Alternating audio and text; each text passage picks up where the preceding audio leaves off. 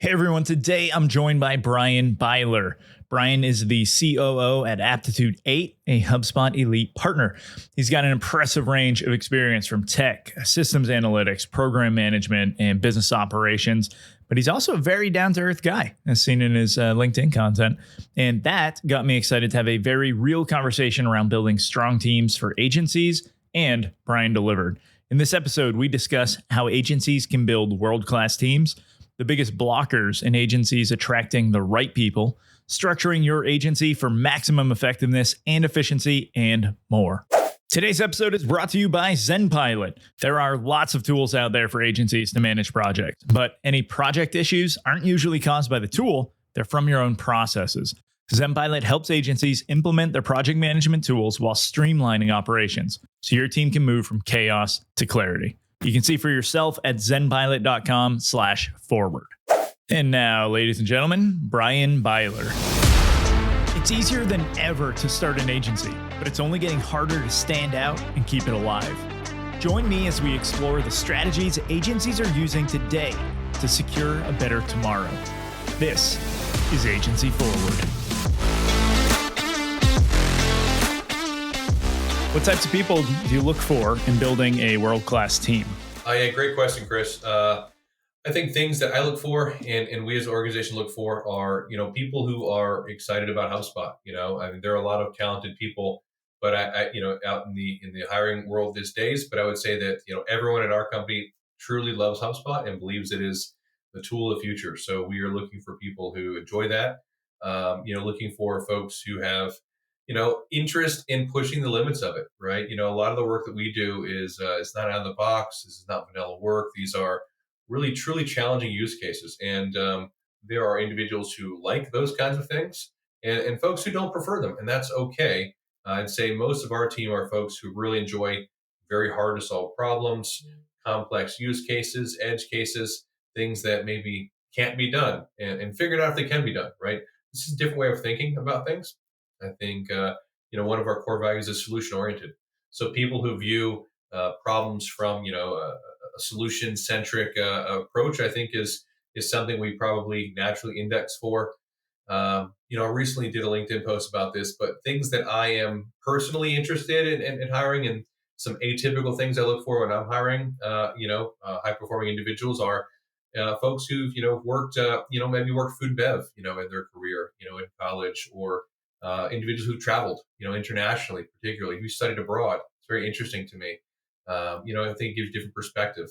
Veterans, individuals who served in our military, as well as in the medical field. So very different dynamic kinds of backgrounds. But I think there are, someone's history pre, their resume is often as interesting to me about their future potential and than what their resume says. So when I interview, I'll sometimes index on questions that aren't, hey, what was your last job like? I can read a lot of that in the resume, but tell me, about yourself and your family, your individual, if you have any pets. And I think there's a really a personal component of getting to know someone in an interview process that can help you align with culture fit and things like that.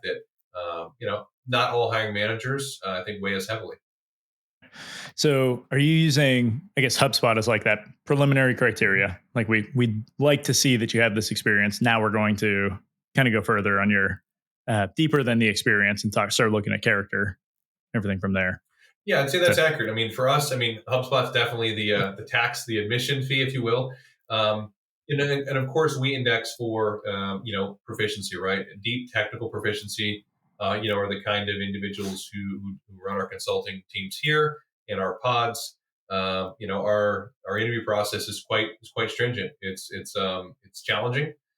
Even for folks who know HubSpot very well, it is challenging. Not to dissuade anyone from applying. If you're interested, you should.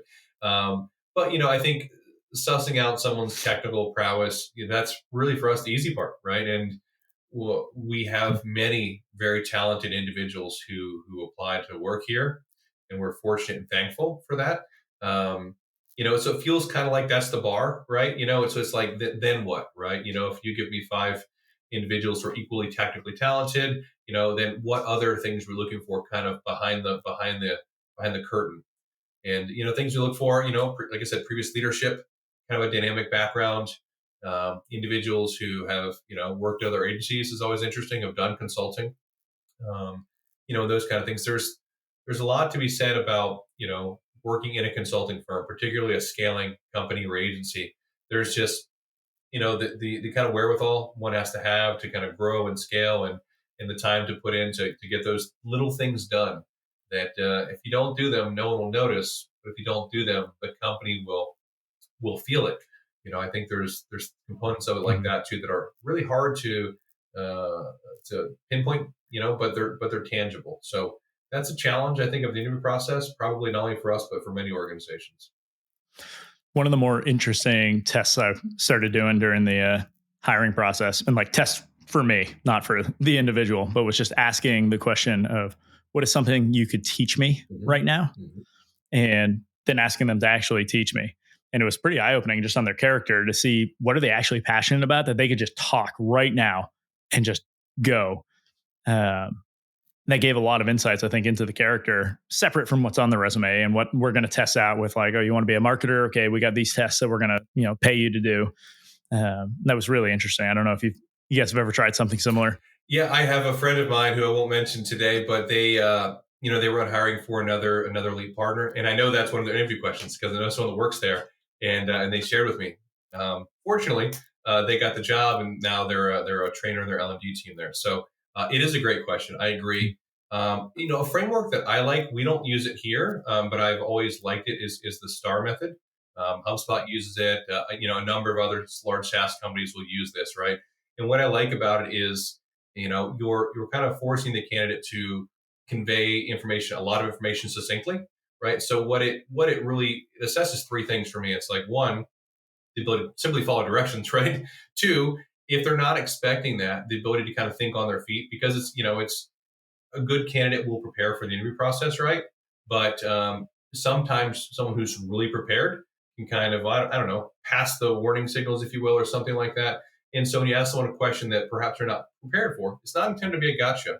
But if they're not prepared for it, it judges their ability to be able to say, okay, let me think, think that quickly land on a solution, and then articulate it back to you. And for anyone who's not familiar with the STAR method, we look at the situation, right? It's like, what was the thing? The task, what needed to be done, right? The actions is the A there. What did I do personally, to support this? And the R is the result, right? What was the outcome of that? And so you ask someone a question, you maybe frame it, hey, using the STAR method, perhaps send them a link. Tell me about a time that you solved the client's problem, or you resolved an escalation successfully. And they may already have a use case in mind that they can, freely talk about. But when you change the framing, now they need to really pick apart what actually happened and then talk about their role in it. It also takes us sometimes from a 5 minute or 10 minutes explanation to 2 minutes, which is Mhm. more efficient, and it lets you ask more questions. So I like frameworks like that. Again, we don't use them in any formal way, but I think those are curious to me, and I've personally found them valuable in the past. Yeah, I agree. When I was leaving the army, that was one of you have to do like I don't know, I think it was 10-day training on how to move into civilian life because they don't want to just let us release us, right? We're going to go crazy. And so that was part of the thing, like prepping for interviews, and the STAR method, which is drilled into us over and over. And you can imagine uh, how the military does just the repetitiveness of training in order to make sure it happens. Like, yeah, that's stuck up here Oh now. yeah, I think it's like the civilian equivalent of the sit rep, right? Tell me exactly what happened, and nothing more, nothing less. Continue, carry on. Right? Yeah. We got a couple minutes on the radio. Let's do Yep. it. So you did mention you like looking for people in like customer service. Um, I'm assuming it's primarily so that you also get that service kind of mentality of being able to work with clients from an operational perspective. Now, what are you doing? What kind of systems, what types of things are you hoping that you're bringing to the table with your team in order to provide just that great level of experience for your clients? Right. I mean, there's so many like little micro skills you learn. I mean, if we look at a skill like, waiting tables or even bartending, let's say, um, you know, have you dealt with an angry customer whose food comes out exactly where they ordered it, but they're still unhappy, complains about every component of the meal, but it's still your job to smile and, and do what they say to make $5, right? And that's hard work, right? These, Mhm. many of these folks are working doubles, on the weekends, so it's hard work. They're long hours. Many customers are very challenging. But the type of person who can, thrive in that environment or just do it for the time that they feel necessary, there's just so many little components, skills that you learn and you gain from that experience that I can't teach someone, right? I can't teach someone Mhm. wisdom. I can't teach someone patience, right?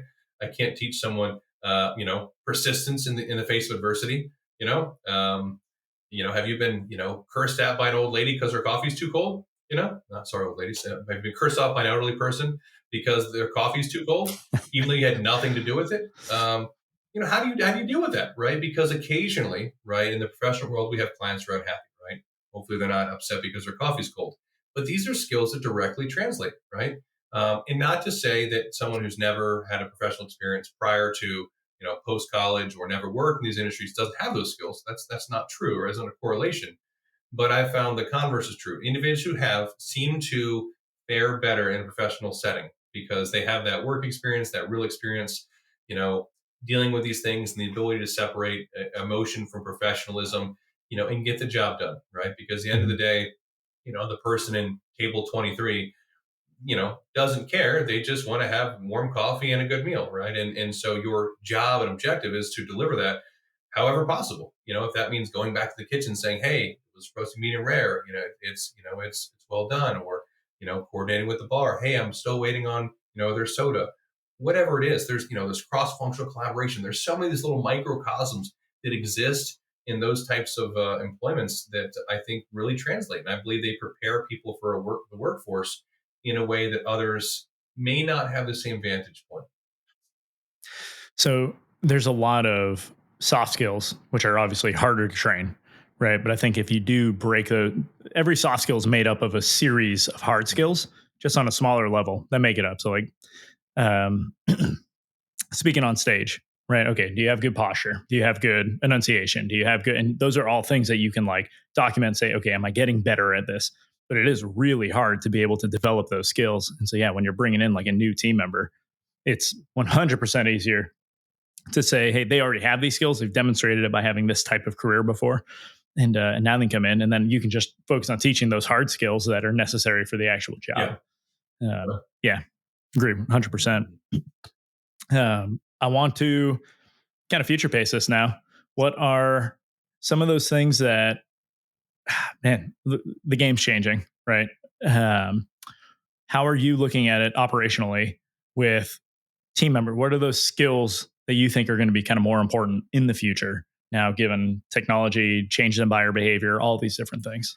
I think future proofing, I mean, skills, if I was, a new consultant up and coming or working at an agency, things that, I would really focus on, maybe perhaps even.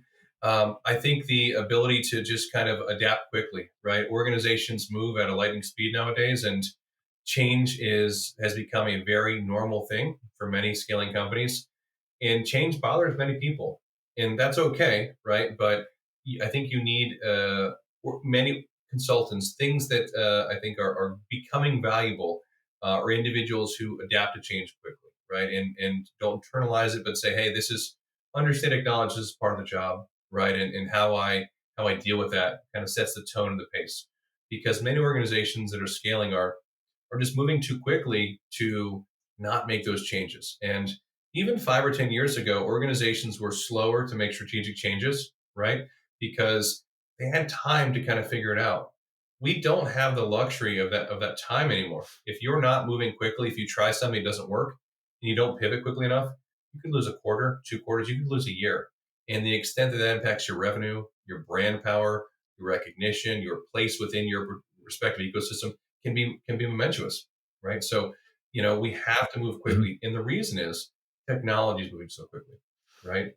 I mean, 18 months ago, no one was talking about AI. No one knew what a GPT was. Now it's embedded in our daily Mhm. lives, and so kind of related to that ability to change with quickness is, I'd say, the ability to learn new technologies and adapt to new technologies, right? Organizations who are not embracing AI right now are missing the boat. They are missing the boat, and they will be left behind. It is a certainty, right? But that's not a problem we have. For example, at our company, everyone is excited about it, right? we're pushing the limits. We're building custom GPUs. We're doing it for a year, right? We're embedding it in many components of our organization wherever it's appropriate. We're thinking of use cases for this. Not to say we're doing it right or wrong. Many things we still need to improve, right? But again, looking at the skills that end up working in tech, it's, I'd say, ability to change quickly, teach yourself new skills. With regards to learning new skills, this concept of on-the-job training, most companies do not have formal on-the-job training anymore. It just doesn't exist. It did 10 or 15 years ago, right? They would say something like, hey, Chris, we need you to learn this new technology. We're going to send you to school. We're going to teach you. You're going to get the skills, and it's going to be great. And you don't come back and do it. There are certainly organizations who do that. They're large SaaS companies with multi-million-dollar PD budgets, right? Most companies are unable to provide that as a benefit, even though they would like to, right? So it's, hey, Chris, there's, this project requires a new skill. Do you want to learn it or not, right? You don't have to. And, so the people that are getting ahead and are excited in their careers are like, you know what? I got this. I'll figure it out. Take a course online. Maybe the company pays for it or whatever, but you can teach yourself. You can learn a new skill. You can acquire a new skill, right? Like you're not going to school to learn how to use a GPT, right? It's something you're interested in and want to adapt or don't. So I'd say self-motivated individuals and self-learners are really impactful individuals, in an agency setting. Those are a few standout skills that I would consider are perhaps that are now really relevant, impactful, that perhaps were not as prized, let's say. I want to go back to what you were saying about just needing to move fast and kind of adapt to new technologies and everything. Bezos, in like a letter to shareholders back in the 1900s, had differentiated type 1 doors with type 2 doors, with the type 1 being like, if we make this decision, there's no coming back. So we got to be very sure this is the decision, versus type 2. Hey, we can come back as soon as we see, right? Let's make these very fast. What are you guys doing within your kind of decision-making process to kind of know, hey, this is something that could be a thing. We need to try it out really quick, test it out, versus making those very much more deliberate decisions, I guess, where it's like, this might be the right choice. We don't know, but we're going to bet on it and go forth. Yeah, that's a great question, Chris. So we have I'm privileged and fortunate to work with a world-class executive team. And, those large strategic decisions that we might call them, we review as an executive team. We kind of all align. We seek each other's opinions and feedback to reaching those decisions, and ultimately make a go, no go decision. And when we say go on those, some of those are more, you said, permanent, or perhaps a higher risk, or could be higher reward, but they're certainly harder to backtrack from. So I think alignment as an executive team on those decisions is the best you can hope for. And if the smartest people in the room that excuse me, if the smartest people in the room, all agree it's the right path, then hey, at least we can say we were aligned. As Yamini Rangan, the CEO of HubSpot, famously said, alignment eats strategy for breakfast.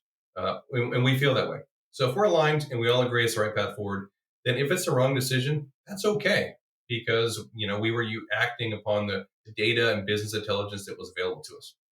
Those lesser strategic decisions, we empower our delivery leads in our different departments to make those at a department level, and we give our teams the autonomy to make those decisions. It's okay to fail.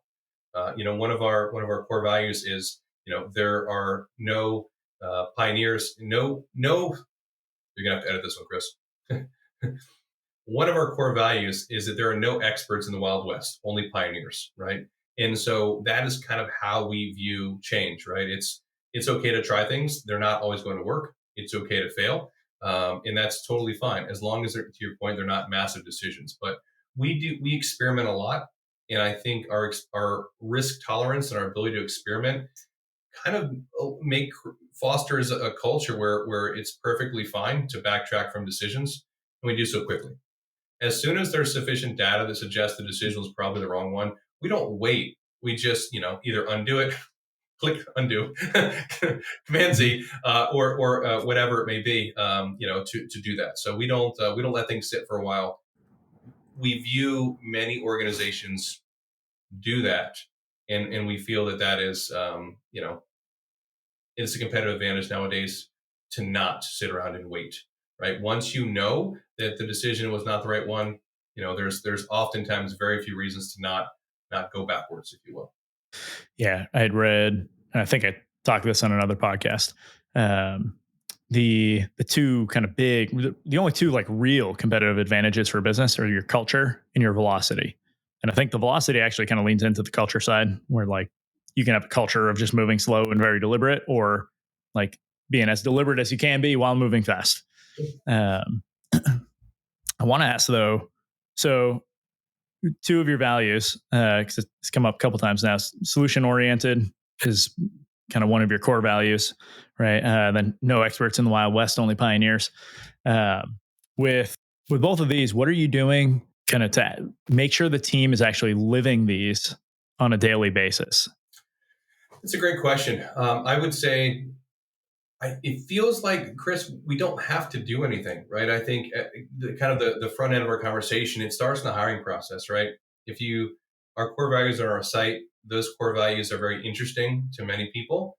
They are perhaps less interesting to others, or not as motivating or enticing. But, even in the interview process, they come up in discussion. People are excited about them, there's some other ones, that are worth indexing on. One is, let's try it. Let's just do it, for example. But I would say we don't have to. It feels like we don't have to do anything. It feels very organic. It feels like we, the individuals that thrive in an environment like ours, that want to be here and want to be on a team that's high performing, moving as quickly as we are. These are the types of things that these individuals generally value, which is why they are our core values. It's not like, you know, at some point, Connor or a CEO and owner just sat down and said, these are going to be our core values. It was never been like that here, right? Everything is very organic and democratic. And, some of the core values have been added over the years, right? As we identify new things that are important to our organization, we add to that repository of core values. And that's okay, right? So they're also very applicable, right? They're very specific, right? And custom and bespoke. And so I think that our core values are as much indicative of our culture as our culture is of our core values, and that's really starts with our people, right? Again, earlier I talked about our propensity to experiment, right? That kind of ties into that pioneers thing, right? We're often doing new things that have never been done before by any partners. HubSpot, will come to us and say, hey, we're not sure if this can be done or not. Would you like to try, right? And we say, yeah, great, let's do it. And again, the individuals who work here want to try it. They're like, yes, let's try to solve this problem. Right. So it feels like the score kind of takes care of itself there. Yeah, that's definitely, I love that feeling when you get handed a challenge and certain team members just say like, yes, please. And that you like see their excitement go up because they're working on a challenge. And it's like, yes, those are the people I want to surround myself with. We use something, the agency I'd worked at called the Mojo Meter. Every Friday, everyone would we're a completely remote team, right? So everybody would just plug in a score on this for like, how'd your week go? And it just gives, leadership kind of a bearing to see how are people doing? Who do I need to check in with? You plug in a couple notes, but every time the developers were given something hard to work on, their mojos were like through the roof. And then the weeks that they were just doing the routine work, it was always started trending down. It's like, okay, well, we brought in the right developers, Right. We, I don't know if it's a we thing. I often refer to our dev team as this is Hogwarts, and if you are a wizard, then you'll have fun at Hogwarts and you are with the other wizards and we get to do cool things and cast spells and solve things and do riddles. If you are not a wizard and you don't want to be a wizard, then you shouldn't go to Hogwarts, right? But our devs are doing some really incredible project, incredible work, things I can't even share because they're so exciting. But to your point, they love doing it. And it's exciting. It's full stack, it's back stack, back end. There's so many different components to it. And again, staying on the cutting edge of the technologies. A bit of our discussion earlier, about individuals who, want to try new things, teach new things, and evolve new skills. Our team, they're up to date on the latest frameworks and different methods and technologies. In the HubSpot ecosystem, a change that happened in the last year was, we had this concept of CRM cards, which, last year were all JSON based. Like no one needed to tell our dev team, like, hey guys, we're going to switch to React. They were like, React? Heck yeah, let's do this, right? And so we're already well prepared and had our clients migrated over, very quickly. Because it was a fun project. So operationally, I guess, what are you seeing as one of the biggest blockers for agencies moving forward? Biggest blocker for agencies moving forward. I chatted with a colleague about this recently, and it's things that we hear or seeing in the space that are blockers. Not to say one's the biggest, but definitely things we're learning from is many agencies, end up being jacks of all trade and really masters of none. So they say, "Oh, we can do that. Yeah, we can do that. We can do everything." And so they'll take on really any type of project for reasons unknown, maybe just to drive the revenue. I'm not sure. I don't want to propose, but there it is impossible, and it is becoming increasingly more impossible to do that. Right? And it's we saw an emergence with marketing agencies, right? Where over the years, it's that we had content marketing, and then we had experimental marketing for a while, and there was this true agency world, and then agency kind of became more in the ads world and market agencies. We see these evolutions in these different epochs, right? Where now, like I would say, a true marketing agency should not be good at technical consulting. It shouldn't be, right? A technical consulting firm should not be delivering perhaps at the same level of quality and skill as a true marketing agency. If I want a custom, bespoke, beautiful website, I should go to an agency that's specialized in that, right? If I want a highly custom integration with my ERP and lots of data migration, the types of individuals who can build me a beautiful website are probably not the same individuals that can build that custom integration with SAP or something, right? And so what we're seeing is an increased specialization of individuals and just in the workforce, right? And I see agencies that aren't embracing that aren't acknowledging that, and they take on work that they're not perhaps best equipped for, and they fail, right? And all it takes is a couple of those large projects to bleed into the red to just kill your P&L, right? And just EBITDA just tank, right? And then you're forced with layoffs, and you have low profitability, and you can't really raise your rates, and Mhm. there's just so many factors. So I'd say it really starts with the biggest mistake I think probably is taking on work that you're not well suited for, or perhaps not best Mhm. suited for. Yeah. And so just being selective of your ICP, right? Who is my ideal customer? Who should we be working with? Who should we not be? Sometimes it's even within industries, right? There are industries that we prefer to not work in because they're not our strongest suits. But there are other industries like Right. education and nonprofit that we do a ton of work in. We've got hundreds of use cases for, right? So I think it's being prepared for the work, saying no to work that's not a good fit. That is something that many agencies are not doing that they should. I'd say a second one is this tendency to shortcut or fast track the sales process. There are many agencies who have one or two calls with someone to get them a statement of work. Right? It's our belief, and others might agree that you probably need to spend a little bit more time with someone in the pre-sales process, to really understand what you want to deliver. So it's really hard to get clarity on scope, in a 30-minute meeting or in a 1 hour meeting, right? Unless the prospect comes with very clear, specific things that they want, well packaged, you need to do some more discovery. So we believe we spend a lot of time in the pre-sales process. We have dedicated solution architects. Our sales process is, could be 2 weeks or so, for a decent sized opportunity, sometimes longer. But the individuals who are buying larger, complex projects expect that, acknowledge that, and would expect nothing else really. But many organizations, even when selling technically complex or large projects, are just kind of blindly sending out statements of work, and it only sets them up for failure down the road, right? The delivery teams that are tasked with delivering that work are going to have a bad time, right? You can't, again, the days of just selling a bunch of hours and doing stuff, they're quickly fading. That's just not what savvy buyers want, and you're going to fail client expectations. So I'd say a culmination of those three things are probably all under the same umbrella.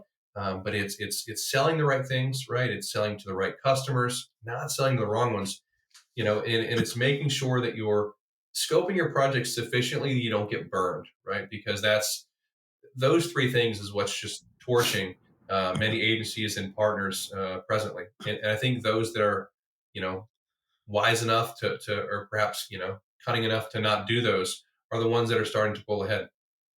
Yeah, I want to get into actually that scoping for a second. So when I was running the agency, the normally I wouldn't handle all the sales conversations, but like I had one, I struck it up with someone who's well, I won't name drop, like well known in the marketing space. So he understood what he needed for his website. And so when we started talking, it was a very quick like I understood from that 30-minute call, I recorded a video, I built out the scope, I sent it over, and his response back was like, look, you so clearly explained what the problem that I'm facing is and what the goal is that I knew you had the solution for this. And so like that was a great case. On the other side, it's like there's so many projects where it's like, yeah, I don't understand, but I think on some level it comes down to the customer also not understanding.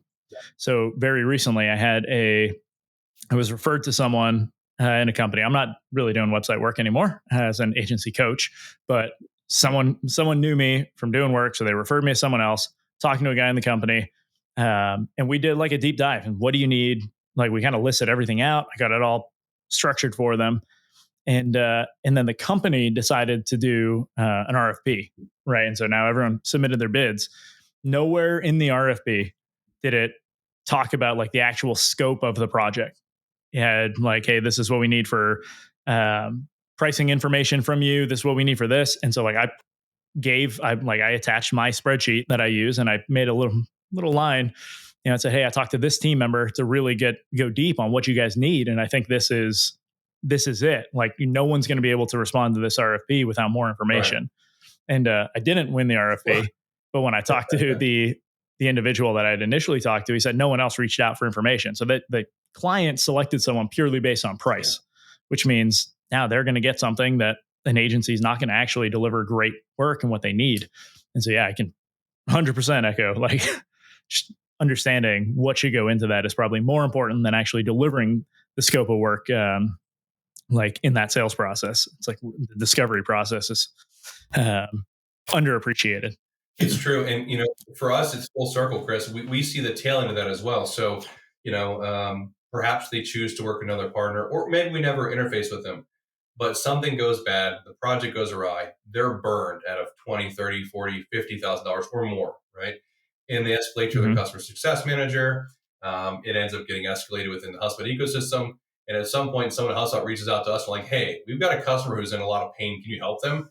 And we do. And it's we do a lot of that work, right? And it's someone who's been failed before. We're really good at helping them. We're kind of the plastic surgeons of the ecosystem, I think, in some ways. But the problem for the customer is it's going to cost them a lot more to fix it than it would have to do it right in the first place, right? And that's an unfortunate reality of doing business. Often the fix is more expensive than the initial scope should have been. But to your point, unsavvy customers, they don't know that, right? They trust that these folks can deliver this work, and they've got the the badges and the different credentials and those kind of things. And unfortunately, this is a reality that happens not only in our ecosystem but in all of business, right? Sometimes firms fail to deliver. Right. I think it's one of the reasons why agencies can get a bad reputation, where it's like the client is coming to you because you're an expert.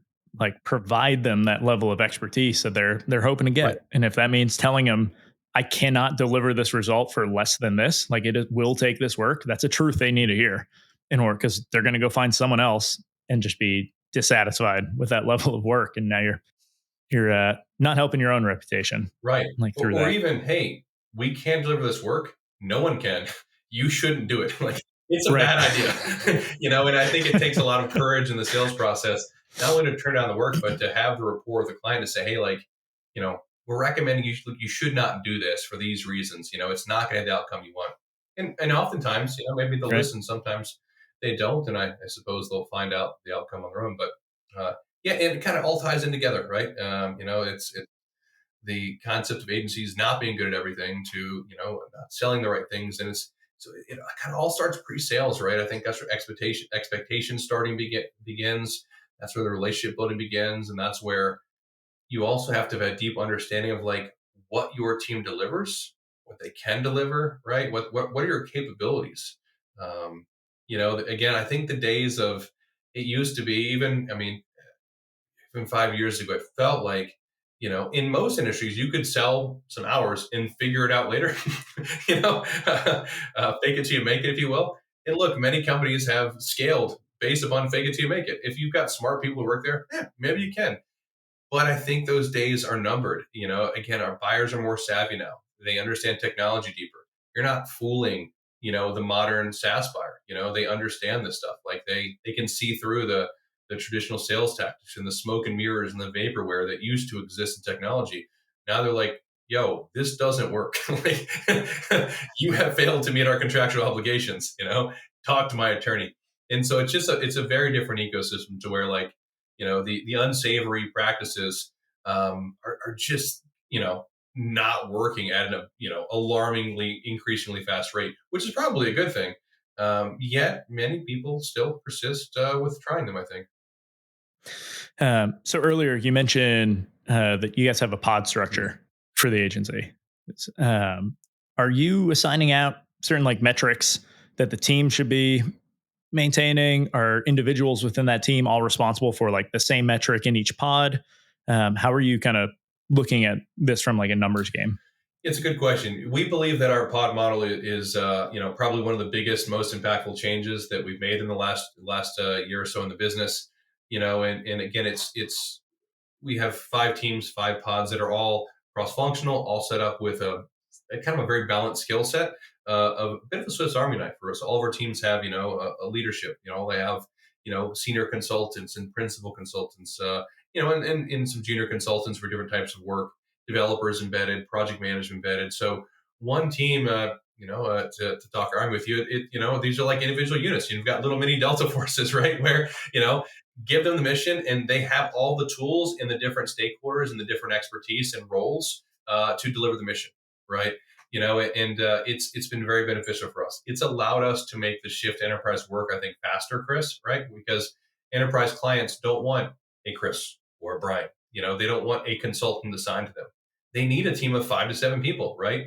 Doing different cross-functional things, different skill sets. So that's the evolution we made that has been very beneficial. With regards to the KPIs associated with it, we don't try to reinvent the wheel there, right? How you deliver services and service quality is long been invented. So of course we look at things like, your general project management KPIs, schedule performance, budget performance, deliverable quality, we don't do any defect counting or anything like that. But of course, we have proper UAT and testing processes. But schedule adherence, budget adherence are big ones. We're looking at, variance against baseline, those types of things. The big ones our clients care about is like, did you deliver what the scope said, and like, was it on time? So those are kind of really our North Star metrics at a pod level. Below that, we don't segregate it any further. Do your pods kind of run their own book of business, or are you managing sales, hire, and then handing clients to each pod? Yeah, we manage sales at a team at an organizational level. Our revenue function is separate from our delivery function. They work very closely Yep. together, but I would say the alignment is our project assignments, Chris, are not random, right? You could do that, and you could say it's just purely based upon capacity, which is a fine model. But we try and be a little smarter than that because we have data, right? We know things about our consultants, right? We have consultants who've worked, long careers in the Salesforce ecosystem before coming to work with us. I've got a really complex Salesforce project, and that team has capacity. It makes sense for the client for that consultant to be the assigned consultant, right? We have individuals who worked in particular industries, right? One, had a career in AI and automation within the automotive industry, right? So, we had a project recently that just happened to be, we'll say, right up their alley. Of course, it's going to go to that team, right? And so we're trying to do a lot of matchmaking where we can, right? And really aligning the chess pieces. For us, it's not just you get a deal, you get a deal, you get a deal, or you get a project, you get a project. It's we've got this project. Okay, what is the project? What are the skills required in this project? We think this team is best suited for this project because of their combined skill set, right? And so we just try to be a little bit smarter with project assignment, and also, like, some people enjoy certain types of work, right? Chris, if I knew that you, I don't know, hated NetSuite work, where possible, I would try to limit the amount of NetSuite work I give you because I want you to be happy and have a lot of autonomy enjoying the work you do. So that the pod model allows us to do things like that instead of just one in, one out. I think it's helpful. Yeah. One of the things that I work on with my clients is like, we need to structure the offer around your team's competencies, right? Like, we don't want to do something that we don't enjoy and that we're not good at. And so let's build the offers around that. With the pod structure, now you really have the ability to have multiple teams that you can be handing off that work to get even a more like specialized focus for everything. So I think that's pretty awesome. All right. Great conversation. Thank you for joining. I've got 2 more questions for you. With the first being, what book do you recommend every agency leader should read? Ironically, I alluded to it earlier. The Score Will Take Care of Itself by Bill Walsh. And basically the premise of the book is, he was the famed coach of the San Francisco 49ers, multiple Super Bowl winning coach.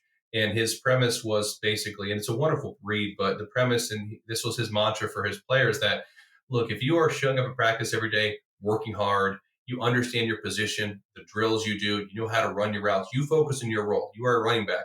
You focus on being the best possible running back you can be, right? You are a cornerback or, whatever, a defensive lineman. If you focus on and do all the things you're supposed to do, you put in all the reps. And if everybody on the team is doing that, then the scoreboard will take care of itself. We don't have to worry about the score, right? Because if everyone is mastering their individual craft, staying in their lane, focusing on delivering their mini mission, right, to the best of their abilities, then everything else is going to be fine. And it was, it's again, a wonderful book, but it talks a lot about his coaching style and legacy and how that worked. And I've clearly taken something from it because I think I mentioned it earlier. But I believe that is true, right? If everyone on the team, we talk about hiring A players or high performing individuals. If everyone is doing their job, at the level we expect them to, then it's going to be fine, right? Then we don't have to worry about it, right? We're going to be great. We're going to be successful. We're going to prosper. We're going to get ahead. And I think that's a very pragmatic way of doing things.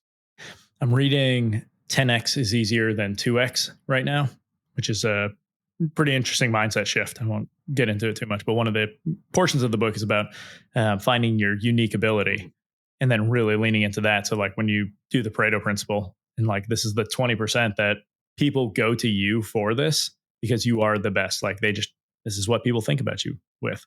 But I think it plays very well into that idea of like, if you just focus on your job, but that job also happens to be your unique ability, like now you're creating a powerhouse team that we can actually get running. And so, awesome. Last question is, where can people find you?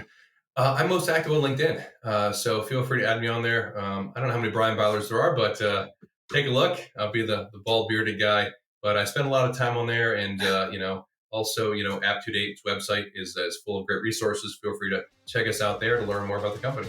Awesome. And Bryan, thanks for joining. Thank you, Chris. That's the show, everyone. You can leave a rating and review, or you can do something that benefits you. Click the link in the show notes to subscribe to Agency Forward on Substack. You'll get weekly content, resources, and links from around the internet to help you drive your agency forward.